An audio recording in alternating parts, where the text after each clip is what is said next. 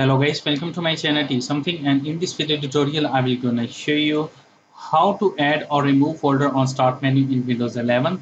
So how to do this, let's get started. Before starting of the video, I humbly request you please subscribe my YouTube channel for more updates. So let's start. Okay, so now you can see data. It's not up here. So go to your settings of your Windows, go to your personalization. After doing this step, go to your start, click on our folders and enable folders settings.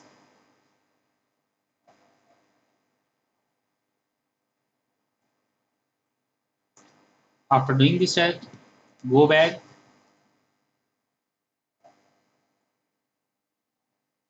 close it.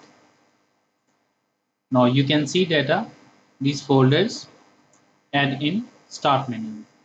So this is a way. I hope this video is helpful for you. Thank you for watching and please subscribe my YouTube channel.